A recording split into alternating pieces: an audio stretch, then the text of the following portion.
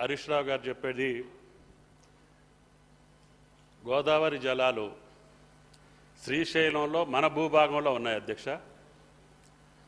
అడు 92,000 క్యూసెక్లకి Rayalaseema lift irrigation పెట్టి flood lights తోటి లాస్ట్ 5 ఇయర్స్లో వాళ్ళు ఎన్ని కోట్ల రూపాయలు పనిచేశారు, ఎన్ని రోజులు పనిచేశారు. మనం స్టేలు తెచ్చుకున్నా, మన ప్రభుత్వం అభ్యంతరాలు చెప్పినా కూడా ఆంధ్రప్రదేశ్ ప్రభుత్వం పని జరుగుతూ ఉంటే గోదావరి జలాలు తీసుకోవటానికి మేము ఒప్పుకున్నామని చెప్పేటటువంటి మాట అర్ధరహితం. ఇప్పటికీ ఆత్మవంచన చేసుకోవద్దు. సముద్రంలో కలిసే మాట వాస్తవం.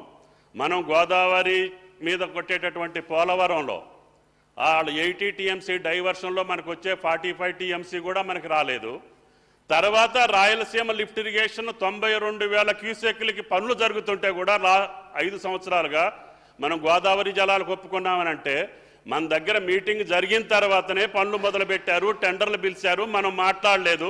గత 5 సంవత్సరాల్లోనే రాయలసీమ లిఫ్ట్ ఇరిగేషన్ కానీ, అంతకుముందు 5 సంవత్సరాల్లో ముచ్చుమరి కానీ మల్యాలు కానీ జరిగినాయి.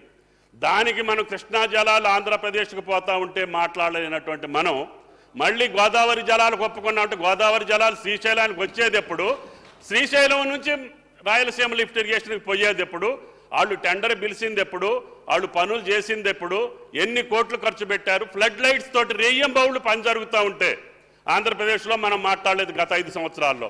దాని గురించి మళ్ళీ గోదావరి జలాల్ని పోలవరంలోనే వచ్చే 45 టీఎంసీఏ మనం తీసుకోలేకపోయినప్పుడు రేపు ఊహించినటువంటి మన గోదావరి జలాలు శ్రీశైలం ద్వారా వాళ్ళు తీసుకెళ్తా ఉంటే మనం మాట్లాడుకుంటుంటే మంచిది కాదు. అందుకని ఇప్పుడు ప్రభుత్వం రేవంత్ రెడ్డి గారి అధ్యక్షతన ఈరోజు తీర్మానం పెట్టింది. ఎందుకు?